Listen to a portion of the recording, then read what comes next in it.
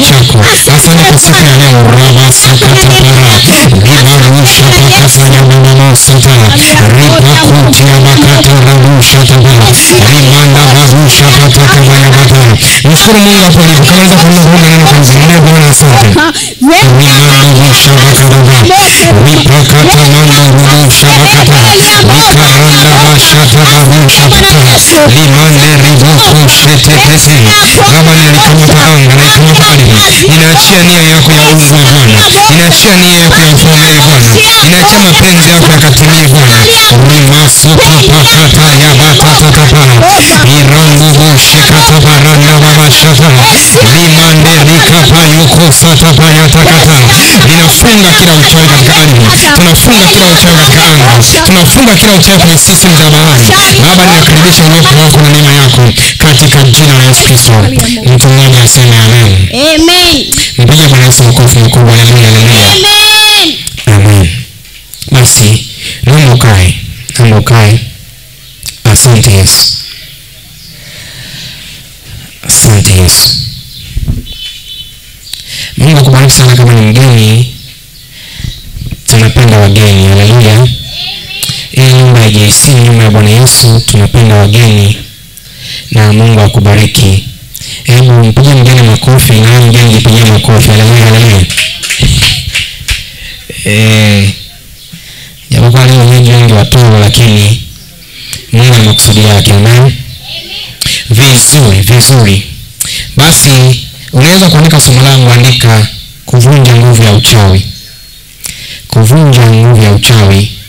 Na tutajifunza kwa muda huu, lakini pia tutakuombea na Mungu atatoa hatua. Lakini wakati tufundisha, ninatoa pia mifano mbalimbali ambayo itakupeleka mahala fulani kwenye hatua kubwa. Amen. Vizuri. Nilitamani maiki ishughulikiwe nijue kuna nini na kumekaaje. Amen. Asante Yesu.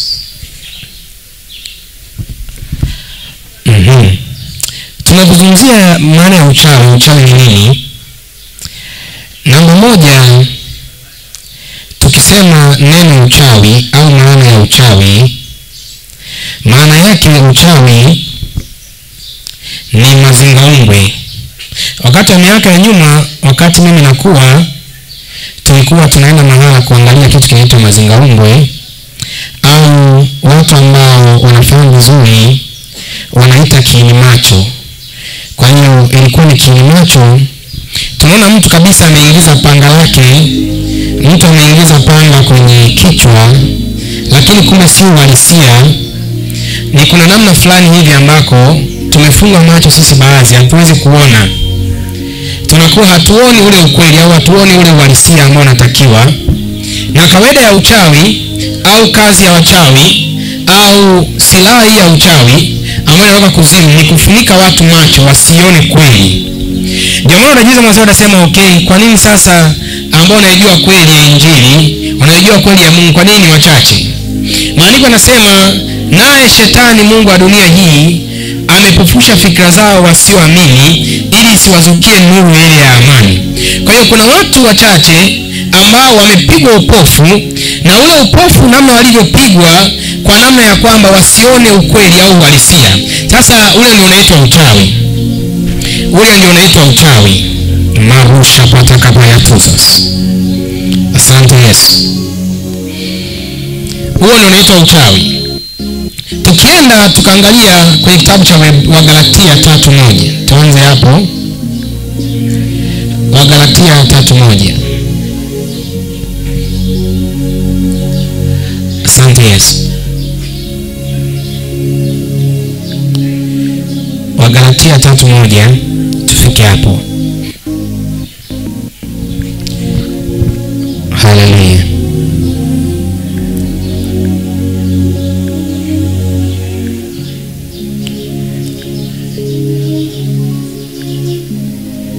Inasema,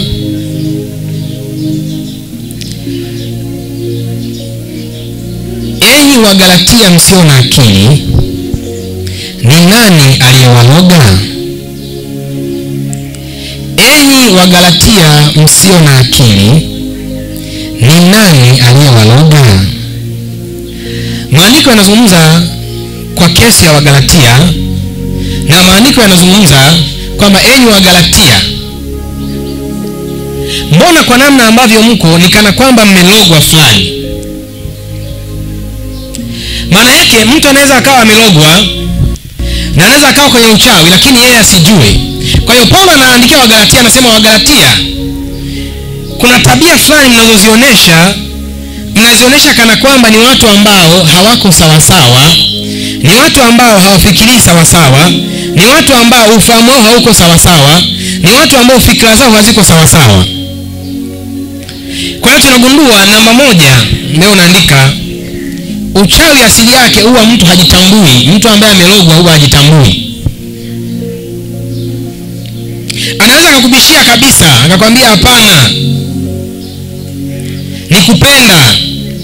Kuna wale watu wanawekewa wenyewe uchawi mmoja unaitwa limbwata. Ni mwanaume anawekewa limbwata, na mtu anafua dingo za ndani za mke wake, anafanya kila kitu, na ndugu akija kumwambia anasema unajua ni upendo, huu ni upendo. Kwa nini? Kwa sababu anayekuwa amelogwa hawezi kuona, isipokuwa labda awe amepata uvuvio wa kiroho, au amepata nguvu ya rohoni, au amepata msaada wa kiroho ili aweze kutambua, kumbe mimi sioni sawa sawa, kuna eneo la maisha yangu ina shida, kuna biashara yangu ina uchawi, kuna familia yangu imelogwa. Ndio maana wote hatutolewi kwenye ukoo, ndio maana wote hatutolewi kwenye familia, kwa sababu hapa kuna uchawi, au kuna mazinga umbwe, au kuna kiini macho ambacho tumewekewa. Tuna macho ya kawaida lakini hatuwezi kuona rohoni. Namba moja, huyo mtu ambaye amelogwa anakuwa hawezi kujitambua. Hiyo ni kwenye consciousness yake, kwenye ufahamu wake hawezi kutambua kama mimi nimelogwa. Ni mpaka labda Mungu amsaidie kujitambua, au aje mtumishi mwingine aseme kuna shida iko mahala aweze kujitambua. Wakati fulani nilikuwa nafanya huduma Kigamboni, akaja mama mmoja akaniambia, mtumishi, mimi nahangaika. Nikamwambia unahangaika na nini? Anasema shida yangu mimi ninachohangaikia ni magonjwa. Yeye anajua kinachomsumbua ni magonjwa, lakini kumbe kinachomsumbua sio magonjwa, ni uchawi.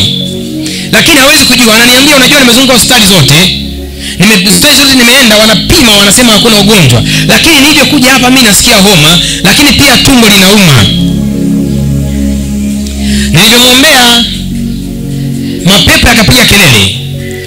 Mapepo ya uchawi yakaanza kusema sisi ndio tumeloga, tumeweka magonjwa, tumeweka shida. Kumbe shida yake kubwa ilikuwa sio ugonjwa, hapana. Shida yake kubwa ni uchawi unaosababisha magonjwa. Hebu sema katika jina la Yesu. Katika jina la Yesu. Bwana Yesu, naomba unifungue macho, nisipigwe mazinga umbwe. Ninapologwa nijue uchawi uko wapi, niweze kushinda kwa jina la Yesu. Haleluya. Mpige Bwana Yesu makofi makubwa. Amen, amen, amen, amen. Acha nikwambie jambo.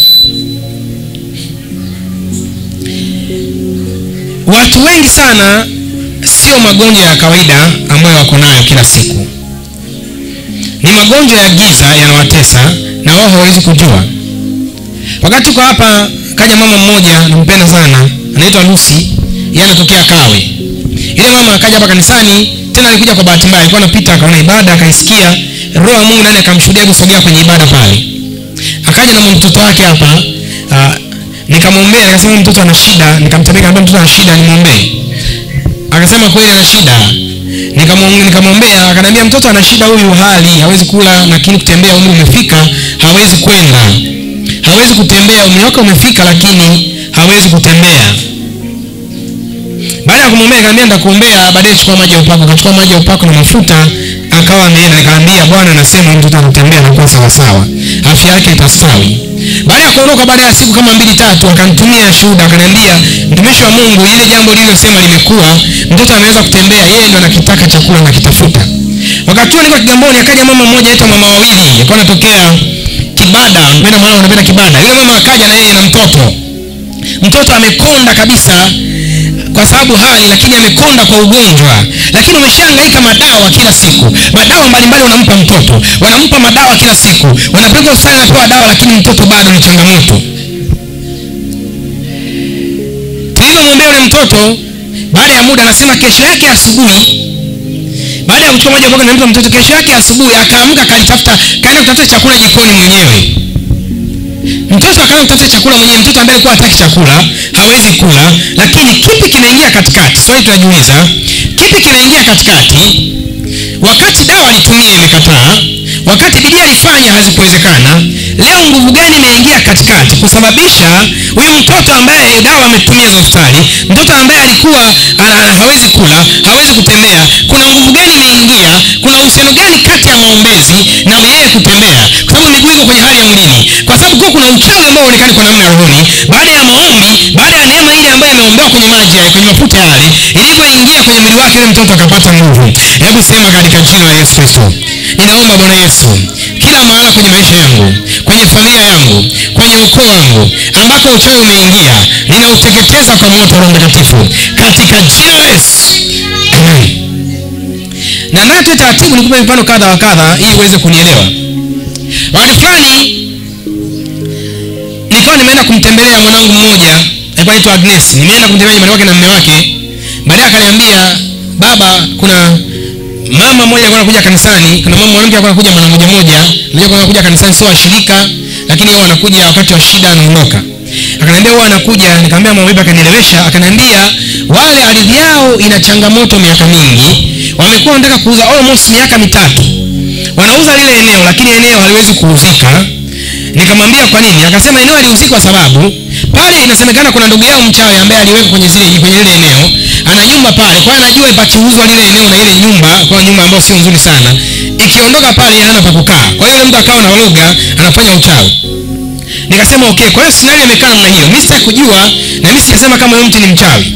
Unajua kuna wakati kwenye jamii na mahala wanaweza kuita mtu mchawi na sio mchawi. Na hii ni changamoto kubwa sana ambayo inakuta watu. Na ndio bwana mpaka uhakikishe Mungu amekuambia kwamba kweli huyu mtu ni mbaya au mtu ni mchawi. Usiite mtu mchawi kwa sababu ana macho mekundu au kwa sababu ni bibi mzee. Na usiamini waganga, unaenda kwa waganga, watu wanaenda kwa waganga anaambiwa fulani ni mchawi na yeye anaondoka na kile moja kwa moja. Usipende kubeba hayo. Nisikilize, cha muhimu sana uwe na Mungu kwenye maisha yako, uchawi hautakuweza. Ukiwa na Yesu uchawi hautakuzuia. Cha muhimu sana ni kuwa na Yesu. Usianze kukosoa watu ni wachawi na washirikina. Wewe ondoka na Yesu, tembea na Yesu. Ule uchawi na uganga, hata kama unakaa na mchawi hapa, hata kama unakaa na jirani mchawi, yule mchawi hawezi kuweza kwa sababu na jina la Yesu ndani. Hebu sema amen, amen, amen, amen, amen, amen, amen, amen. Nataka nifundishe kwanza kidogo. Nikaitwa kwenye ile eneo na nikatembea pale. Baadaye yule mzee akanitembeza, alikuwa amelewa wakati amekunywa pombe. Akaanza kunizungusha, alikuwa tahasari. Akaniambia, huku kote neno letu tukazunguka. Nilikuwa nje nikazungumza naye, nikamwambia nitakuombea eneo litauzika, lakini utatoa fungu la 10 ndio kanisani fungu la 10. Akasema sawa. Tukatembea tukazunguka lile eneo lote, nikaliombea pale lile eneo, nikatamka maneno. Scenario lile eneo ilikuwa namna hii. Namba 1, alikuwa akiingia dalali kwenda kuuza lile eneo, mkono wake unaanza kuuma. Yaani kuna mkono wake unaanza kuuma na unaanza kuvimba. Kwa hiyo ile dalali wanashtuka, wanaachana na ile biashara. Wanasema ile eneo hataki kuuza tena, watu hangaiki nalo. Kwenye maisha yako kuna maeneo ambayo unashangaa, kuna mtu akupambania upate kazi, kuna mtu akupambania uanze biashara, kuna mtu akupambania biashara fulani, lakini unashangaa anaanza kwa mwamko mkubwa, anaanza kwa kiu kubwa, lakini uchawi unamzuia, unashangaa amezima tena. Kuna mtu anakuja na kuchumbia, anataka aje kwenye ndoa, unashangaa amezima. Kuna mtu anakuja anasema bwana tunafanya biashara, mimi nitakupa mtaji. Anasema kabisa kwa Mungu, mtu anasema kwa uhakika atanipatia mtaji. Lakini baada ya wiki mbili, baada ya siku, unashangaa moyo wake unayeyuka.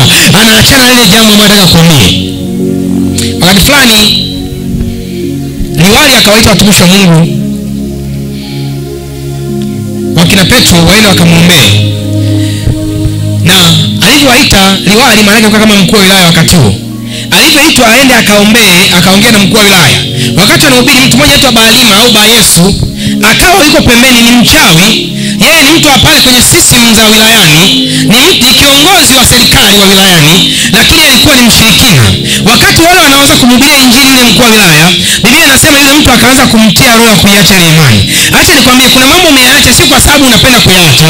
Kuna biashara umeifunga si kwa sababu unapenda kufunga, ulilogwa na uchawi. Kuna uchawi ukishaingia kwenye maisha ya mtu, anashangaa kuna jambo analiacha.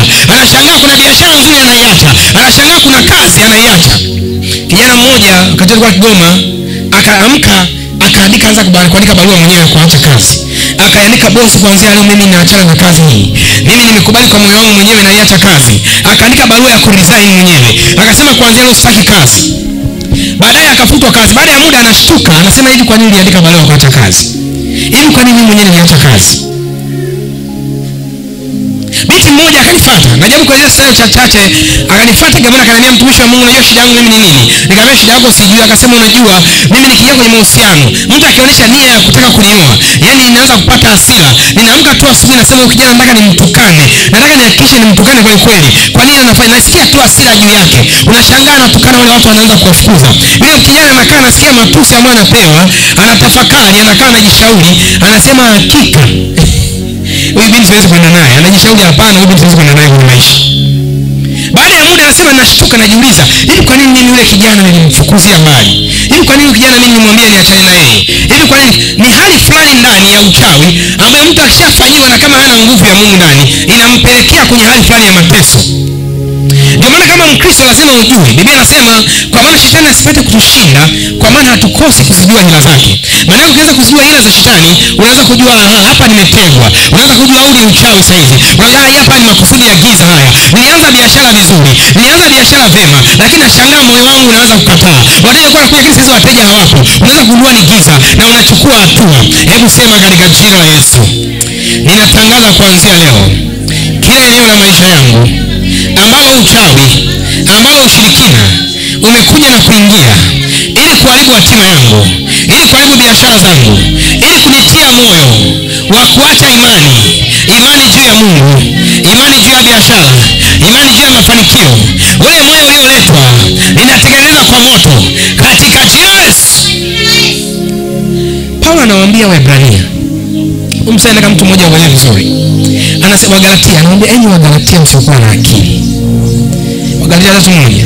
Enyi Wagalatia msiokuwa na akili, ni nani aliyewaroga? Ni nani? Paulo anasema Wagalatia mimi nawajua nyie. Ninajua nyie mnampenda sana Mungu. Wagalatia nawajua nyie. Nyie ni watu wenye bidii. Lakini nimekuja sasa hivi, ninaona kama na hali fulani ya kuroga. Naona kama akili zenu hazikajakaa kwenye system ya kawaida. Naona kabisa kama mambo yenu hayajakaa kwenye system ya mtu aliye kawaida. Mnafanania na mtu aliyerogwa. Nisikilize.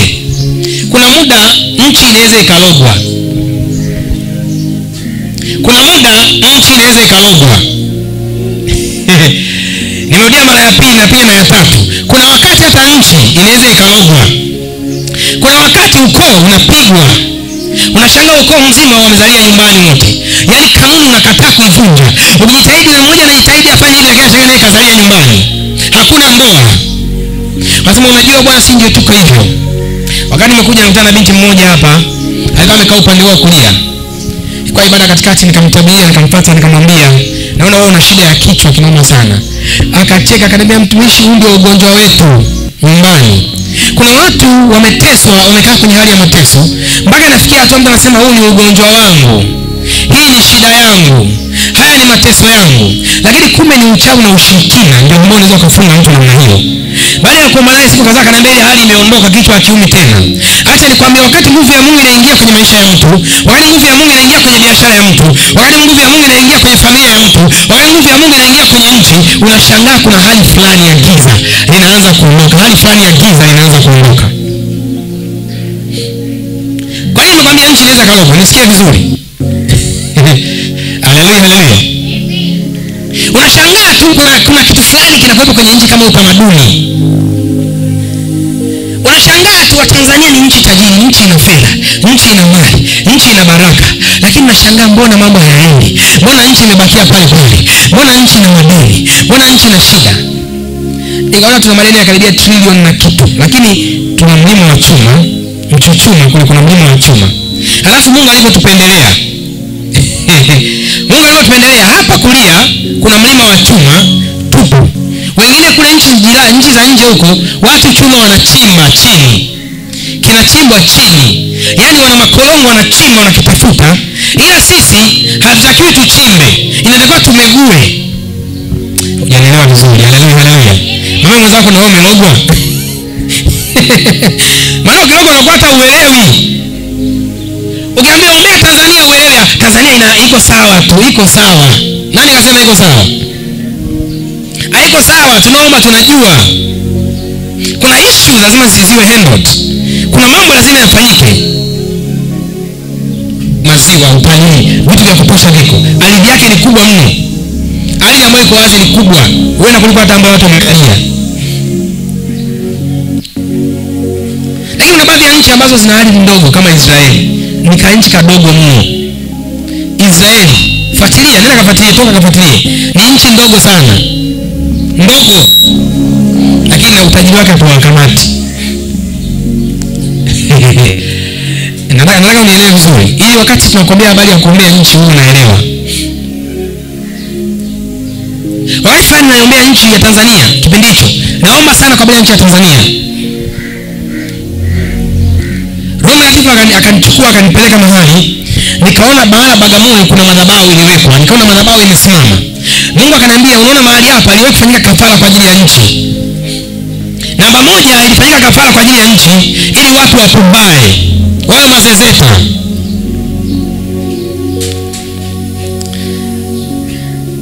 Watu wengine wote wakitoka Wakongo wanapenda kuja Tanzania, wanajua ni nchi yenye amani. Tanzania ni mojawapo ya nchi ambayo mtu baki tu anaweza kukusaidia, mtu baki. Unanielewa? Ngoja uende sehemu nyingine uone.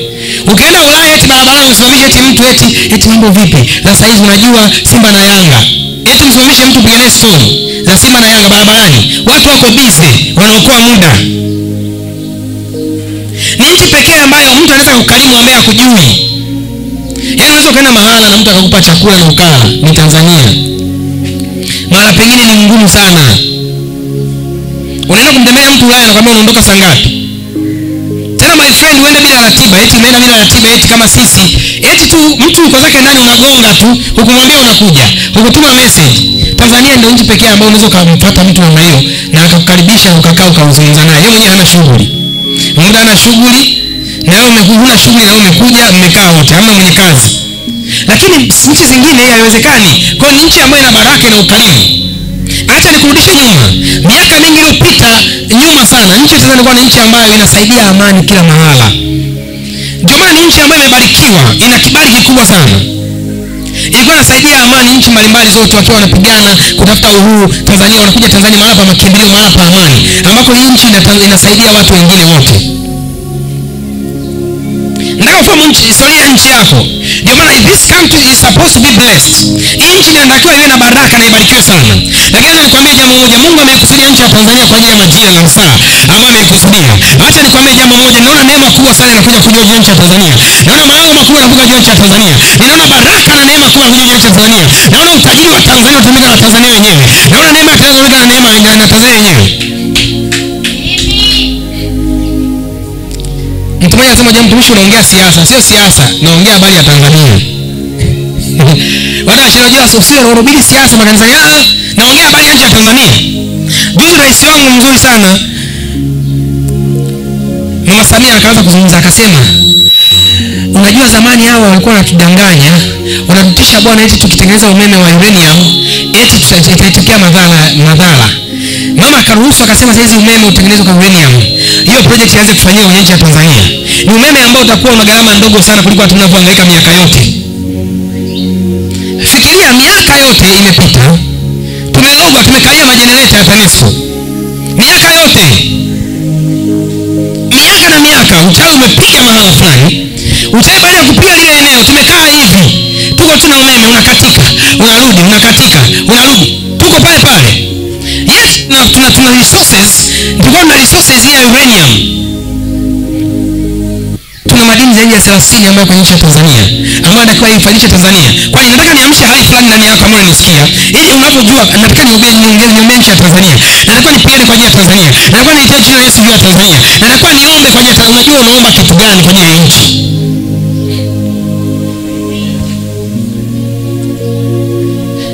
Baadaye nikaona ile sehemu ambayo ni kama madhabahu ikajengwa pale, makafara yakafanyika kwa ajili ya nchi, ili watu wapumbae, ili wale watu wachache ambao walikuwa na ajenda ya giza waliachilie giza liwe juu ya nchi, ili wengine waende kufuata kile ambacho kinasema kwenye nchi.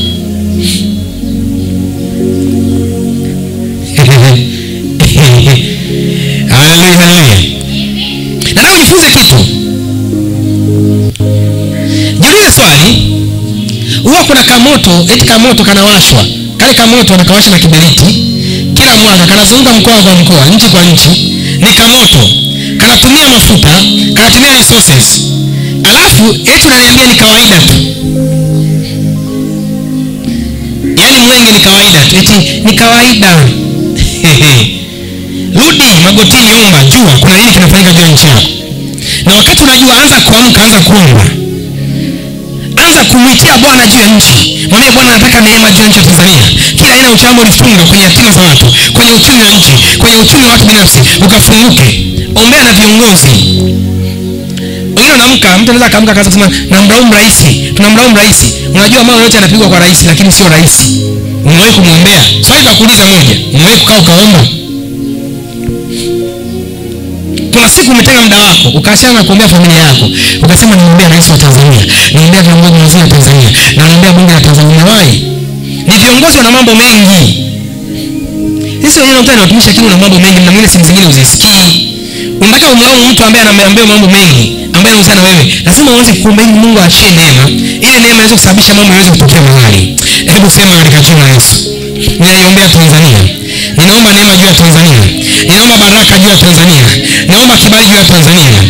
Bwana Yesu, ninaomba kwenye rais wa Tanzania, amani juu ya Tanzania, neema juu ya Tanzania. Kila maagano, kila uchawi uliofanyika juu ya nchi ya Tanzania, tunauharibu leo katika jina la Yesu. Mpige Bwana Yesu makofi. Haleluya. Turudi hapa. Twende kwenye mambo ya Walawi. Mambo ya Walawi 19 kuanzia 26. Thank you Jesus. Wiki iliyopita nikufundisha kwa habari ya walinzi wa milango. Nikasema kuna watu Mungu amewaandaa kama walinzi wa milango ya familia, walinzi wa milango ya jamii yao. Na wale walinda milango wanapata bahati ya kuwa wanaona mambo. Kuna watu yuko kwenye ukoo lakini anaanza kuona kuna ndugu yangu fulani hajasoma, na mtoe kijijini mlete mjini aweze kusoma, ili akili kuja kwa watu ambao wana mlango tu. Yote ambao Mungu anawapa ufahamu wa kujitambua na kutambua yanayoendelea. Kwa sababu hatari kubwa ya uchawi kama ulivyo ni kusababisha watu fulani waone waliko ni sawa sawa, wajione tu wako sawa sawa. Mama mmoja akaja tukawa na mkesha kanisani. Alipokuja kwenye mkesha, ile mama akaombewa akadondoka kwenye mkesha. Mimi sikuwa kwenye mkesha. Wakati nilikuwa Mungu anamtenga na mama peke yangu sana. Kwa hiyo pastors wa pale kanisani akawa anaongoza mkesha. Kwa hiyo ile mama alipokuja Jumapili akaja, nikamwombea. Baada ya kumwombea, ile mama alikuwa ni mlevi. Unajua kuna watu ni walevi na mtu anajijua. Achana na anayekunywa pombe. Kuna hatua, achana na mtu anayekunywa pombe, kuna anayekunywa pombe. Alafu na kuna mlevi. Hasa yeye alikuwa ni mlevi. Maana yake mlevi hawezi kukaa bila pombe. Sisemi hapo kuna kizuri, hapana. Sasa yule mama tukamwambia kanisani. Nimwambia kadondoka mguu chini akakaa sawa. Baada ya muda akaondoka kana nyumbani. Hakusema kama yeye alikuwa ana hicho kitu. Nikamwombea, nikamtabiria hapa, nikamwambia biashara zitafunguka. Maana kama jamaa anarudi kijijini. Kwa napita, nafikia kwa kupika chakula kitu kama hicho. Mikopo leo yenye mikopo, wale kausha damu akaona msaka na yeye anapotea. Kwa hiyo akaja kanisani. Baada ya kuwa na madeni mengi na shida. Unajua watu wengi wanakuja kanisani kwa sababu ya shida. Lakini nikufundisha kitu, usije kanisani kwa sababu ya shida. Amen. Tumfuate Mungu kwa sababu tunampenda, tunataka tumwabudu. Mungu, mimi nakupenda. Hata kama na afya njema, hata kama na fedha, Baba nakutukuza na nasema asante, wewe ni Mungu wangu na baba yangu. Ukiwa hivyo utamwona Mungu kila mahali. Sasa ile mama baada ya muda akaja kushuhudia Jumapili, akasema mtumishi na shuhuda. Akasema tangu sikia nimeombea wakili wa pombe nikatika. Nikishika pombe naiona mbaya. Akaniambia nilikuwa nakunywa pombe mpaka namaliza hela. Ni mwanamke anasema kesho yake asubuhi naamka sina fedha yoyote, nimekunywa pombe. Roho yangu inaniuma kwa nini niko hivi, lakini siwezi kuacha. Kesho yake lazima nitafute tena pombe. Nasikia kiu na mahangaiko yale ndani. Yule mama akawa huru akaachana pombe. Nisikia nikwambia kilichotokea nini? Kuna roho ya ulevi ambayo itumwa kwake kwa uchawi. Kuna watu wakanuizia, wakasema tunataka awe maskini. walevi wengi ni maskini, na ukianza ulevi unatafuta maskini. Sisemi kama walevi nawachukia, nawapenda sana, Yesu alikaa nao lakini lazima tuwafundishe ukweli. Mbona kuna matajiri wanakunywa pombe, wale wao wanakunywa, lakini wewe unaolewa hadi unatoka kwenye tao, unakuwa unapepesuka, heshima yako imepotea kwenye jamii. Wewe unakuja kubeba, unakuokota, hauna heshima tena. Watu wameshabadilisha jina, baada ya kukuta jina lako, wengine wanataka kuja wasema yule mlevi. Ni aibu. Na kuna roho imekamata, unakuwa uwezi. Na mtu akwambia, watu wanasema bwana, hiyo ndio starehe yangu, mimi siwezi kuacha. Unaweza kutuambia mambo ya kunywa kidogo lakini usilewe. Imeandikwa kunywa kidogo lakini usilewe, imeandikwa wapi? Wengine wanaongea hata haijaandikwa sehemu yoyote, hapo kwenye Biblia, kunywa kidogo usilewe wapi? Wengine wanasema imeandikwa jisaidie Mungu akusaidie, wapi? Wapi imeandikwa? Haipo. Ni watu wao wanasema maandiko ambayo hata hayapo. Jisaidie na Mungu akusaidie. Hapo akitaka kwenda kwa mganga sasa, anatafuta maandiko ya kumsupport. Mungu mwenyewe anasema jisaidie na yeye akusaidie. Wewe ni mshirikina. Na hata mganga wa Yesu Kristo tunamuita naenda kwa mtaalamu. Sio mtaalamu, ni mganga wa kienyeji, kae pale pale. Njano ni njano, nyeupe ni nyeupe. Mganga wa kienyeji, mganga wa kienyeji, mchungaji ni mchungaji, mchawi ni mchawi, haibadiliki namna hiyo. Acha nikwambie jambo moja. Shida na matatizo ya watu wengi sana ni uchawi. Asikudanganye mtu, ni uchawi. Uchawi unaweza kupunga mtu. Akaja mtu mmoja anaitwa Fauzia. Sasa msafiri Mungu amvuna na msafiri hapa anaenda kulima. Ni wapi kule kwao? Au na ujui? Okay. Ile binti nikutana na kwanza kaniambia, "Mtumishi Mungu, mume wangu ameondoka nyumbani. Mimi mwenyewe sasa hivi nimeshachoka, nimekata tamaa biashara zenu, mambo hayaendi. Nataka nirudi nyumbani." Hiyo kauli kwenye maisha yangu sasa kusema hakuna kurudi nyumbani. Mume wangu hakuna kurudi nyumbani. Ukiondoka umeondoka. Ama ufie visani, ama uwe hai. Ni option mbili.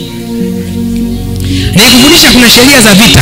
Sheria ya kwanza ya vita, usipigane na mtu bila sababu. Sheria ya kwanza kabisa hiyo ya vita yote. Ile vita ya kiroho, ile vita ya kimwili, usipigane na mtu bila sababu ya msingi. Biblia yenyewe inasema usigomane na mtu bila sababu. Sheria ya pili ya vita, hakikisha kuna ulazima wa kupigana hiyo vita. Yaani kama mtu anakutukana, kama mtu anafanya vita na wewe na hakuna ulazima wa kumjibu, Biblia inasema weka lijamu kwenye mdomo wako. Lijamu, unajua lijamu? Lijamu ni kama fanya kwa nafunga farasi ili waweze kumcontrol. Huwa wanamvalisha ile na wanavuta na kamba. Maana yake akivutwa hivi anakuwa anabana mzigo mdomo. Hasa anasema kichwani mwako weka ile lijamu. Maana wakati kuna mtu anakuja nyumbani kwako anakutukana, chukua jagi la maji, weka maji mdomoni, usimeze. Alafu unamwangalia tu. Acha nikwambie, ugomvi unachochewa sana wakati unajibizana na mtu. Kuna wakati kama utaki ugomvi, usimjibu mtu, muache aseme. In fact, kwa mfano kama si watumishi wa Mungu, maneno waga ni kama maji yetu ya kuoga kila wakati. Kwa mtu amsaidia anasema amenisaidia, lakini kila kitu kitakuwa ni kusema. Sababu Yesu alisema mtasema kwa ajili ya jina langu. Kwa hiyo ni unabii tayari kwamba mtasema kwa ajili ya jina langu, mtaonekana wabaya kwa ajili ya jina langu, mtadharaulika kwa ajili ya jina langu. Kwa hiyo hata wewe Mkristo utadharaulika kwa ajili ya jina la Yesu. Wakati unakuja kwa jina la Bwana, utashangaa vita au changamoto fulani inakuja kwako kwa ajili ya jina la Bwana. Kwa lazima uwe tayari kwa lolote kwa jina la Bwana. Sheria ya tatu ya vita, wakati unapigana vita ni ama ufe ama upone, hakuna kurudi nyuma. Haleluya. Yesu anasema hivi, mtu yule aliyeweka mkono wake kulima kisha akarudi nyuma hanifai kwenye ufalme wangu. Yule aliyeweka mkono wake kulima kisha akarudi nyuma hafai kwenye ufalme wa Mungu. Twende hiyo Walawi 19:26 nikuonyesha jambo hapo. Mambo ya Walawi sarabashika parusha badas limondo robo shaba katabayatas. Jesus is Lord.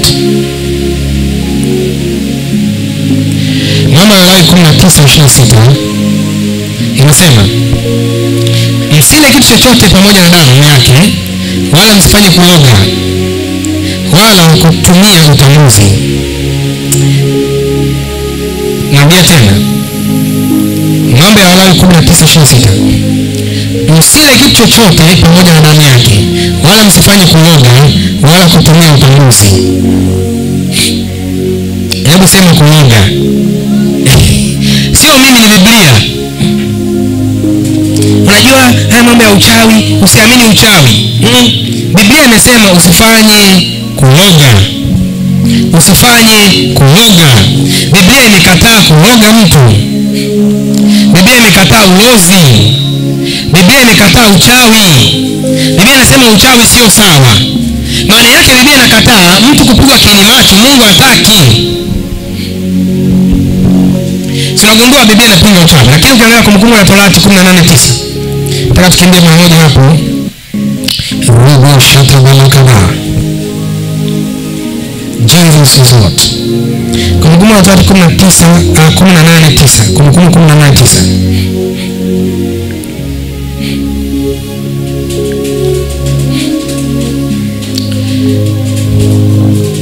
Inasema, utakapokwisha kuingia katika nchi akupayo Bwana Mungu wako, usijifunze kutenda kwa mfano wa machukizo ya mataifa yale. Anasema, ukiingia kwenye ile nchi ambayo nimekupatia, ambayo mimi nataka uingie wewe, ukiingia Kanaani ambayo mimi nimekupa, usifuate na moyo wa watu. Sura 10. Asionekane kwako mtu apitishaye mwanae au binti yake katika moto, wala asionekane mtu atazamaye bao, wala mtu atazamaye nyakati mbaya, wala mwenye kubashiri, wala msihiri. 11 imekaa vizuri na 11. Wala mtu alogae kwa kupiga mafungu. Wewe sema mtu alogae kwa kupiga mafungu. Kama kuna watu walikuwa wanaloga hata zamani. Wala mtu apandishaye pepo, wala mchawi. Hebu sema wala mchawi. Wala mtu awaombaye wafu. Hapo kwenye wafu hapo mtihani. Kuna makabila mengine huko Tanzania wanaenda kumwagia maziwa kwamba wafu na wenyewe wapate nini? Si chakula. Wengine wanachoma vitu kwenye makaburi yale. Nasema ni mila, ni desturi. Na washangaa wale watu wa hivyo asilimia nyingi wamefungwa kwenye ulevi. Kuna vitu ambavyo vimewafunga. Nisikilize. Mizimu sio ndugu zako waliokufa. Nataka nivunje hapo. Mizimu sio ndugu zako waliokufa. Mizimu maana yake ni roho chafu. Roho chafu ambazo zimevaa uhusika wa Mungu au miungu ili ziabudiwe. Na kwa sababu shetani ana maarifa sana, ukiondoka tena ukaamua kuabudu mti, siku moja shangaa umetikisika. Kwa sababu wewe unaenda kuomba pale, unaabudu mti, unarudi kesho unaabudu mti. Siku moja shetani anaingilia roho yake, ili shetani akulazimishie au shetani akuoneshe kwamba huo mti una Mungu au ni Mungu. Anasababisha kuingiza roho chafu, kwa sababu mapepo ni mengi kuliko sisi. Rafiki yangu mmoja anaitwa Sheikh Umar Juma Mnashani aliokoka, akasema alikuwa anafanya mambo ya falaki na majini katuo. Akasema idadi ya majini ambayo yako ulimwengu huu ni mengi, ambayo akiamua kusimamia kidole juu ya nchi ya mengine anakosa nafasi ya kukaa. Kwa sababu uzao wa giza wa zamani ni mrefu au ni uzao mwingi kuliko hata uzao wa wanadamu. Kwa hiyo mapepo ni mengi sana. Mapepo yako kila mahali na kila sehemu. Laiti mtu angekuwa macho ya kiroho angeaona, angebakia na shangaa. Kwa hiyo yale mapepo sasa yanaweza kuvaa umbile lolote la mti na chochote kile, na yakamdanganya mtu, kwa sababu nia ya giza ya kwanza, shetani anaitwa baba wa uongo. Na kama shetani anaitwa baba wa uongo, maana yake amewekwa ili kudanganya na kusema uongo. Na nia ya giza au nia ya shetani ni kuhakikisha watu wote hawaamini au wanadanganyika. Na kibaya amekuja kuingia hata kwenye dini. Ndio maana ili uweze kumpata Mungu na kuweza kushinda, lazima uwe na unasoma neno, uwe unamfahamu Mungu, uwe unatembea na Mungu. wa uongo nini? What the meaning of a false prophet? Maana nabii wa uongo is the one who leads people away from God. Maana nabii wa uongo ni yule ambaye anapeleka watu mbali na Mungu, ambaye anataka watu wamwamini yeye sio Mungu, ambaye anataka watu wamsikilize yeye sana sio kusikiza ya Mungu.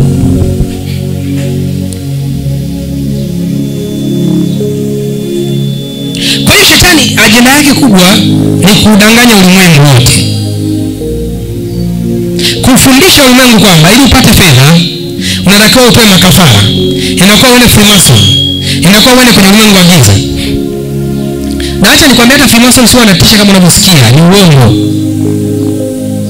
Labda Illuminati ndio watu wa giza, ndio watu wa giza kabisa moja kwa moja. Freemason uasisi wake na mwanzo wake ni hivi: walikuwa ni watu ambao wanajenga majengo mbalimbali, walikuwa ni wajenzi, wanaitwa wajenzi huru. Walikuwa ni watu ambao walijenga majengo maarufu na majengo makubwa kwenye nchi fulani. Walipokuwa wanajenga majengo makubwa yale, baadaye wakajenga na mahekalu. Hasa ukapita muda fulani, wale watu wakawa hawalipi fedha zao. Wale watu wakaungana sasa, wajenzi wakasema tuwe pamoja, ni kikundi cha wajenzi. Ukisikia ile mabango yameweka Freemason jiunge wewe tajiri, ni matapeli wale. Hawana hata uchawi wote, hawana nguvu yoyote, ni utapeli. Sasa ni scenario ambayo imeaminika sana kwa watu. Leo mtu akiona mtumishi ana fedha nyingi, hawaamini kama Mungu anaweza kubariki mtu. Watu leo hawaamini kama Mungu anaweza kuinua mtu. Leo hawaamini kama Mungu anaweza kumtumia mtu. Leo hawaamini kama nguvu za Mungu ni halisia. Wale wana nguvu ya Mungu wasema hapana, haiwezekani kawa kawaida. Mbona hafanani? Haiwezekani yeye akawa na neema ya Mungu. Haiwezekani yeye akawa na nguvu ya Mungu. Hata Yesu alimkataa kwenye maandiko. Wakasema anatumia mkuu wa pepo Beelzebuli. Yesu Bwana wetu aliambiwa hivyo. Sembuse wewe leo, sembuse mchungaji wako, sembuse paroko wako, sembuse mwinjilisti wako, sembuse mchungaji. In this life when you do extraordinary thing, kwenye maisha ukifanya jambo lisilo la kawaida, watu wanaanza kuquestion. It means watu wameamini tu mambo yanatakiwa yafanyike ya kawaida kawaida. Vitu vile vya kawaida kawaida. Mimi wana tendency naingia Facebook live mtandaoni. Nakuwa niko live tu kwenye social media na mtu yote anaweza kucomment, anazungumza na watu. So nazungumza na watu na comment pale kwenye chini. Swali najiuliza moja. Kama hawa wako nchi mbalimbali, a lot of people they are outside the nation. Watu wengi wako nje. Botswana na Namibia wanapenda sana nabii wale. Na South Africa na wapi.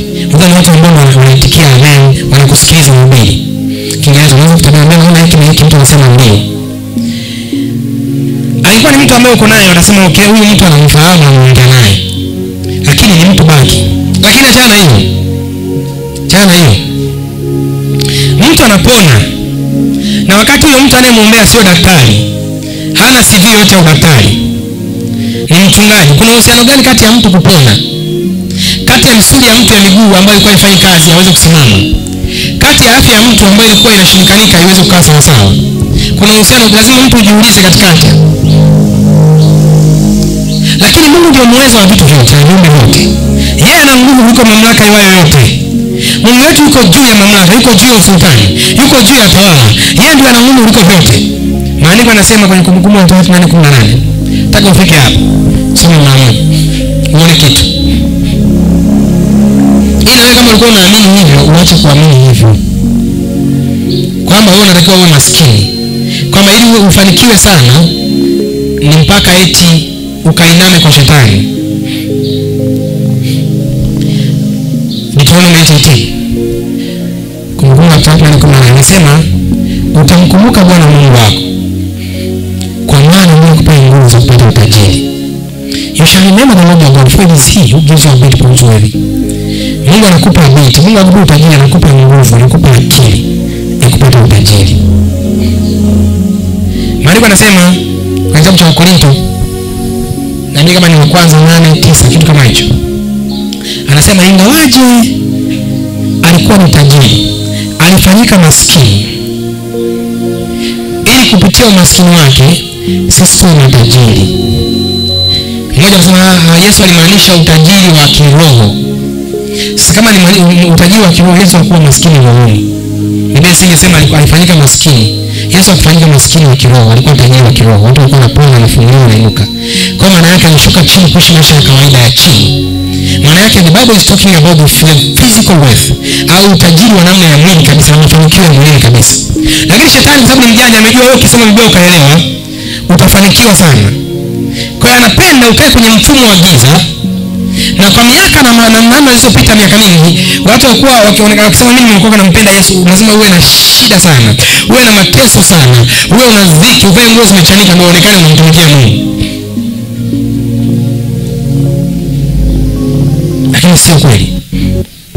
Mtu mmoja alikuwa anaongelea majuzi, akaniambia mtumishi, ndio maana imeandikwa, unajua ukimtumikia Mungu uweze kufanikiwa. Ndio maana imeandikwa ni rahisi ngamia kupenya kwenye tundu la sindano kuliko tajiri kuingia kwenye ufalme wa Mungu. Nikamwambia ni kweli imeandikwa. Nikamwambia lakini mnaosoma wengi mfahamu maandiko. Yesu anawaambia Wafarisayo, nyinyi mnasoma maandiko lakini hamyafahamu. Mkifikiri na kuna uzima, hamwelewi mnachokisoma. Wakati Yesu anazungumza kwa habari ya tundu la sindano, hakumaanisha sindano ya kushonea nguo. Sababu wewe umezaliwa karne hii unajua sindano za kushonea nguo. Na wewe unaamini sindano ya kushonea nguo ndio Yesu alimaanisha. Au sindano ya hospitali si nje kurudishia dawa. Kama sangamia hawezi kupita kwenye ile tundu la sindano ndio alichomaanisha. No. When you go and read in the history of the Bible, unasoma historia ya Biblia na kusoma historia ya Israeli, wakati huo ilikuwa uingie kwenye mji, kulikuwa kuna gate. Ilikuwa mji kama huu unafungwa unazungushiwa gate kwa sababu wakati huo kuna vita. Kwa hiyo kuna gate kuwa lango kuu. Lakini kulikuwa kuna kalango kadogo ka dharura, ambao kale kalango kama ukirudi usiku unaona kutambua ni mwananchi, inabidi usipitie kwenye mlango mdogo, usipitie kwenye lango kuu. Sababu wale ikafunguliwa maadui wakaingia kwa urahisi. Kwa hiyo kale kalango kadogo kanaitwa Eye of the Needle. Kanaitwa tundu la sindano.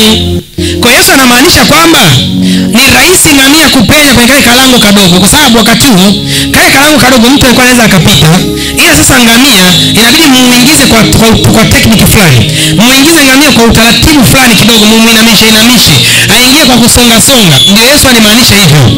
Na kama angesema ni tundu la sindano ya kawaida, maana yake ilikuwa haiwezekani tajiri yoyote kuingia kwenye ufalme wa Mungu. Ile doctrine imesababisha makula wengi na Wakristo wengi na watu wengi wa Mungu wasifanye jambo lolote. Wajua tu sisi tutakuwa maskini tu, na kuonekana na Mungu sana ni kuwa na dhiki sana na shida sana. Kuonekana unalia sana ndio na Mungu sana. Kuonekana una mateso sana ndio na Mungu sana. Kuonekana uvai vizuri ndio na Mungu sana. Na watu mindset zao zikaanza kufungwa hapo. Wengine wakazidi kufunga na kuwa maskini. Lakini sio wewe, sema kwa jina la Yesu. Nimekataa kuanzia leo. Imeandikwa, nitamkumbuka Bwana Mungu wangu, ndiye ananipa nguvu ya kupata utajiri, nikafanikiwe kwa jina la Yesu. Ule uchawi hauna sehemu kwenye maisha yangu. Ule uchawi hauna maana kwenye hatima yangu. Ninakataa kila giza, ninakataa kila uchawi, ninakataa kila ushirikina. Maisha yangu yatainuka, hatima yangu itainuka, afya yangu itainuka katika jina la Yesu. Katika jina la Yesu. Milango ya fedha ifunge kwangu, milango ya baraka ifunge kwangu. Ninakuwa tajiri, ninakuwa milionea katika jina la Yesu. Nitakuwa tajiri, nitafanikiwa sana kwa jina la Yesu. Ule uchawi umezinga hata fahamu za watu hawaelewi. Ukishampata Mungu basi wewe ukubali tu. Maisha ya dunia ndio yameisha hivyo, yamepita. Uko unalala kanisani tu maisha yako yote. Ni kweli Biblia imesema nyumba na magari na majumba yote vinapita, lakini vipitie mikononi mwako. Wewe unataka vipitie mikononi mwako kwa jina la Yesu. Wewe vipitie mikononi mwako kwa jina la Yesu. Sasa ni bora usemwe wapi? Bora usemwe ukiwa maskini au bora usemwe ukiwa tajiri? Maana kusema utasemwa. Nakwambia hivi, kusema utasemwa. Ukivaa vizuri utasemwa, ukivaa nguo nzuri utasemwa unalinga, ukivaa nguo chafu watasema bwana naye apendezi. Ukiongea sana watakusema unaongea sana, ukiwa kimya watasema wewe uongeaji una kiburi. Nakwambia wanadamu wao wanakusema kwa namna yote. Inabidi uchague tu mahala pa kusemewa. Uchague mahala sahihi pa kusema. Wakisema wewe ufai lakini uko mahala sahihi. Wasema wewe ufai lakini uko mahala sahihi. Ni bora waseme wewe upendezi uko mahala sahihi. Wakati huo mwanamke mmoja akaja akamletea perfume ya thamani sana Yesu, akamwagia miguuni pake. Watu wakaumia roho kweli, wakasema sasa kwa nini anamwagia Mariamu ya thamani namna hii? Wanamwagia, si bora ingechukuliwa kauzwe akagaiwa yatima.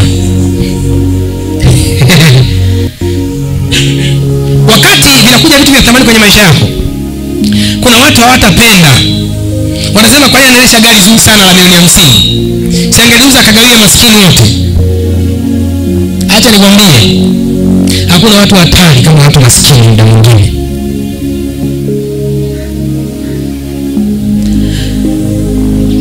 Hata Mungu akitaka kuingia agano na mtu muda mwingine anamuinua kwanza mtu, ili ajue mtu atamsaliti tena. Ni rahisi mtu mwenye fedha kuingia agano na wewe, hata kukuona na wewe na akayatimiza. Nimeomba na watu, nimeomba na mdada mmoja South Africa wakati huo, nikamwombea, akaniambia nadai hela nyingi. Kwanza nikamtania nikamwambia unadai hela nyingi, nikaanza kumwombea. Akaniambia hizo hela za kuja hapa nadai yeye ni mnesa, nadai kwa mashirika fulani. Hela zinaondoka kama kuna kudai walimu hela zao na nini hela fulani. Na mtumishi zikija hizi nitakugawia. Akanaja na kiasi, mtumishi niombee tu, sio mtu mmoja wala wawili. Hana hela, mtu ambaye hana hela anahangaika.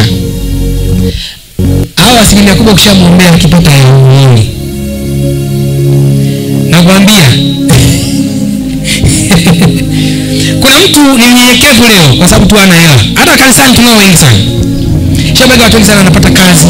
Alikuwa mnyenyekevu na kuja na vyeti vyake. Katafanya gamoni kama mmoja, akakuja na vyeti vyake jangoni. Kama mama mnene ndo anaanza huduma kama hivi. Ndio kana huduma inaanza kama hivi. Ile mama anakuja na mume wake mmoja mlevi, akaacha huko mume wake akaanza kuombea. Kanisani wakatoa benchi. Sina viti wakati huo. I think ilikuwa vichache. Viti kama 8. Basi akawa anakuja kama wakatoa na benchi lao pale nyuma. Ile mama ni kama muombea, akija anakuja na viti mbele.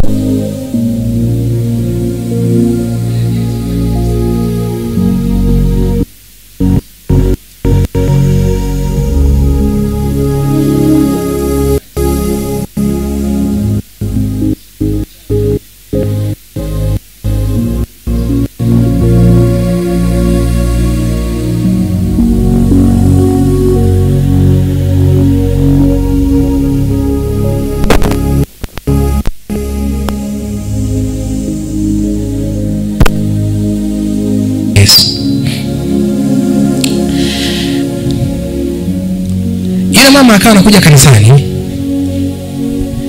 wakati ana shida na kazi, na nikawa nagusa vile vyeti. Nikasema mama ana imani. Anakuja kanisani na vyeti, nagusa vyeti anaondoka.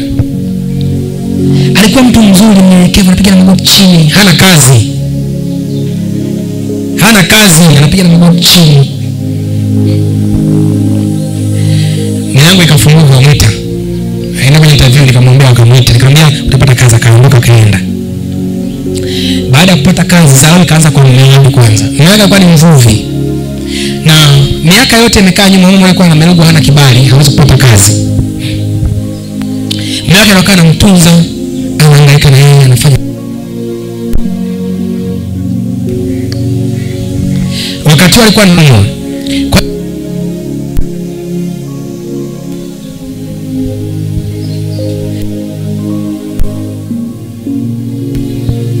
Ikawa changamoto kazi.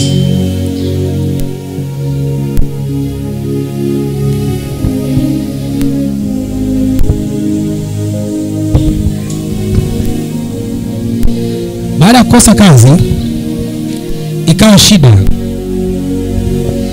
yake ambayo ilitokea, akaanza kubadilika kuanzia nyumbani ndani. Mungu akaniambia huyu mtu amebadilika. Kanisani akawa haonekani tena. Akawa haonekani kabisa kanisani.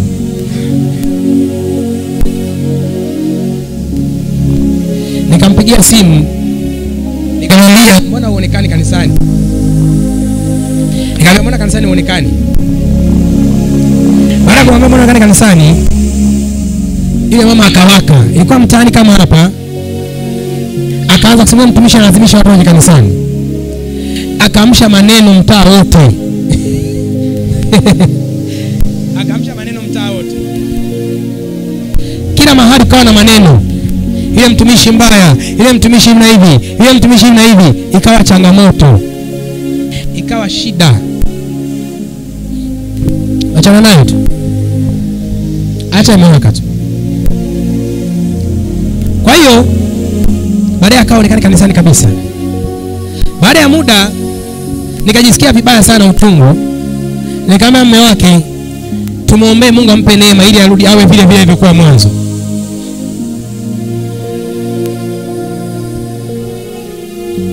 Awe kama alivyokuwa mwanzo. Sasa ili Mungu aweze kumshusha mtu akae kwenye mazingira aliyotakiwa kukaa, kuna wengine ndio maana Mungu anawafilisi.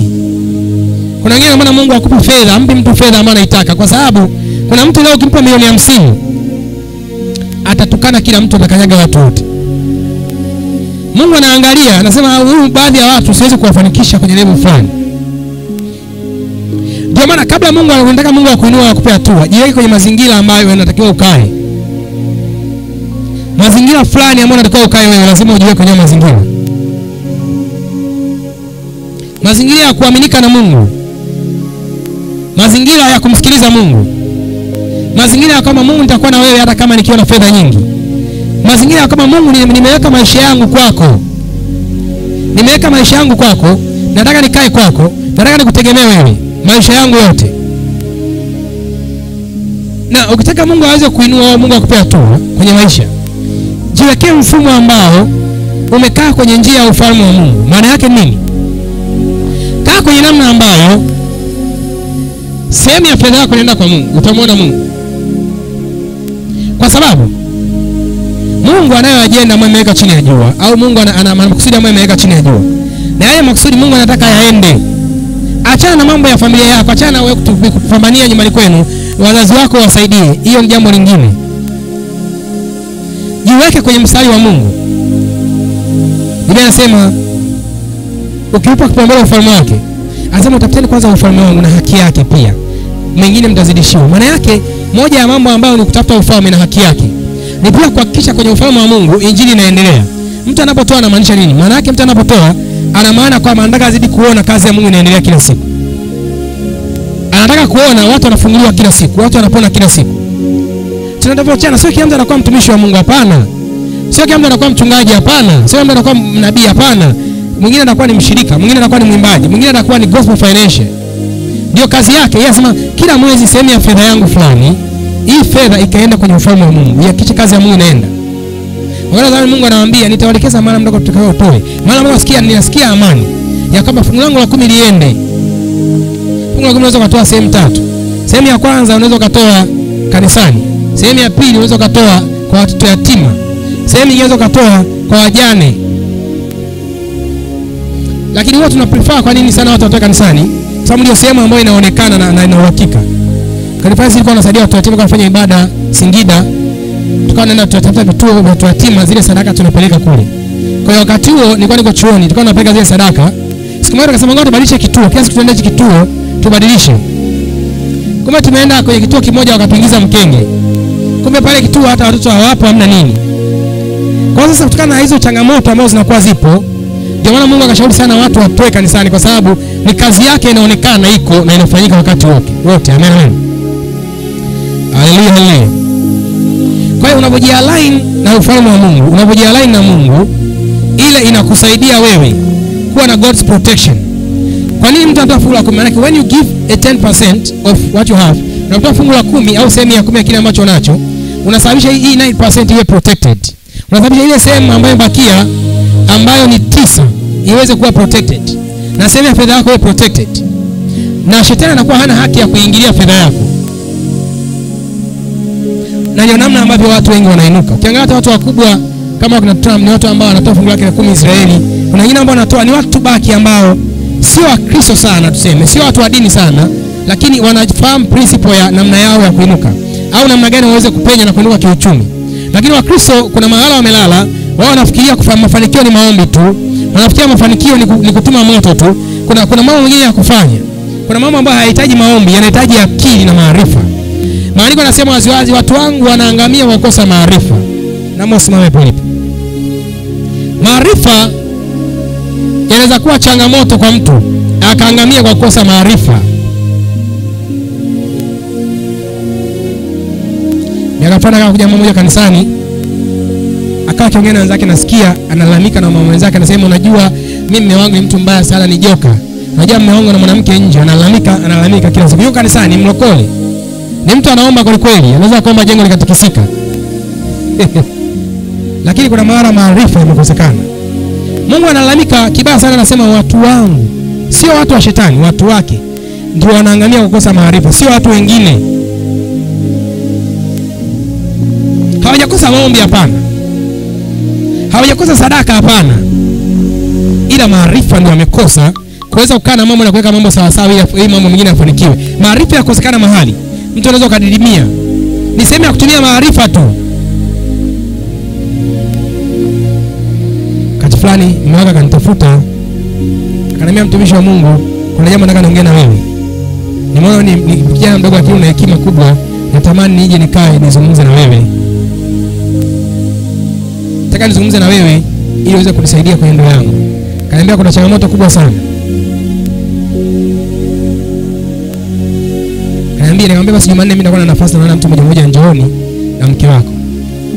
Nikampigia yule mama, akaniambia, baba mimi siwezi kuja kanisani. Nikamwambia kwa nini? Huyo baba ni joka. Nikamwambia huenda ndo saa Mungu amefungua mlango sasa ndoa yako itengenezeke ikae sawa. Sasa baba mimi siwezi kukaa naye huyo. Najua tu atakuwa mbishi hapo. Hawatuwezi kuelewana chochote tukikaa. Nikakasirika, nikamwambia wewe una akili. Nikamwambia wewe una akili. Umekosa maarifa. Ndio saa labda Mungu anataka nitumie mimi hii ndio yako ikae sawa sawa. Huyu mwanaume leo amekuja kuja kanisani hasali, Yesu mwokoe. Akakubali kuja hivyo hivyo alivyo.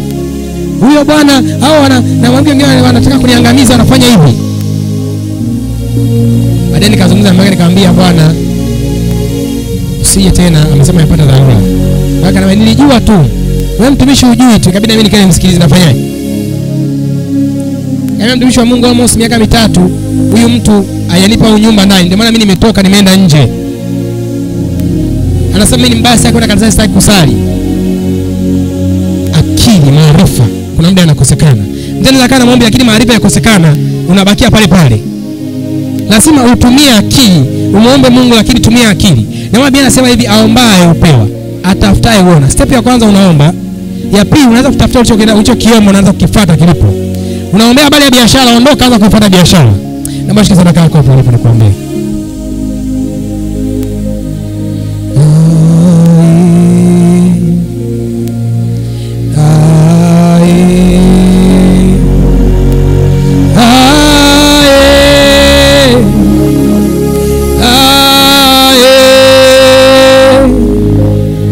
Baba, naomba sadaka mtendo kutoka katika Yesu Kristo, ikawa ni baraka, ikawa ni chanzo cha mambo yake uchumi kuinuka. Na achia baraka kwa Yesu Kristo kumbariki na kumpa hatua. Anasema kutoa Bwana Yesu kumbariki apate kutoa kati mwingine. Na achia neema na baraka juu yake. Ninaomba hapo katika jina la Yesu. Karibu mtoa Bwana Yesu.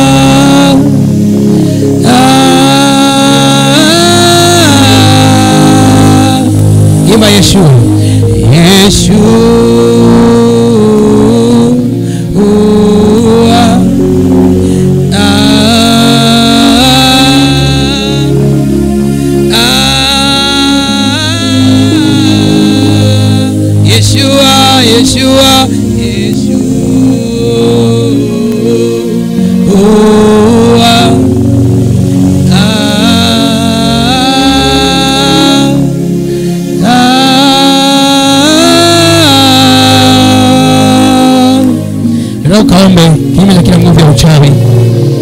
Yeye uchawi mahala popote, uchawi kwenye ardhi, uchawi kwenye anga. Nataka ukaombe. Maandiko yanasema kwenye Yeremia 51:20, wewe urungu langu na silaha zangu za vita. Nataka ukaombe kama lungu la Bwana na silaha za vita. Lakini maandiko yanasema kwenye Luka 10:19, umepewa amri ya kunyang'anya na nyoka na nguvu za adui. Nataka ukaombe kama wewe ni magonjwa. Unasema ni uchawi wa magonjwa, uchawi wa familia, uchawi kwenye biashara, uchawi kila mahala. Nataka ukaombe ukatae kila uchawi karibu na kuteketeza. Nataka kwa umeanza kuomba. Baba, katika jina la Yesu Kristo, naomba kwa jina la Yesu Kristo. Inaachia nguvu yako kwa mamlaka ya Yesu Kristo. Ninakataa kila uchawi kwa jina la Yesu. Ninakataa kila ushirikina kwa jina la Yesu. Ninakataa kila ushirikina kwa jina la Yesu. Ninaharibu kila mamlaka na kila nguvu. Ninasambaratisha uchawi. Nasambaratisha giza. Oma kataa. Nakataa kila uchawi kwa Yesu Kristo. Uchawi mashariki nakataa. Uchawi magharibi nakataa. Uchawi kusini nakataa. Uchawi kaskazini nakataa. Kwa mamlaka ya jina la Yesu. Kwa mamlaka ya jina la Yesu. Ninabomoa ule uchawi. Ule uchawi kwa Yesu alibomba. Nakataa kwa jina la Yesu. Kila uchawi nakataa. Kila uganga nakataa. Kila uchawi nakataa. Kila pande nakataa katika jina la Yesu. Ule uchawi kwenye anga nakataa kila uchawi katika jina la Yesu. Katika jina la Yesu. Kila uchawi navunja. Kila uchawi nasambaratisha. Ninakataa kila uchawi. Ninakataa kila uchawi. Ule uchawi kwenye ardhi. Ule uchawi kwenye anga. Ninakataa kila uchawi katika jina la Yesu. Katika jina la Yesu. Uchawi kwenye familia yangu. Uchawi kwenye ukoo wangu. Kwa watoto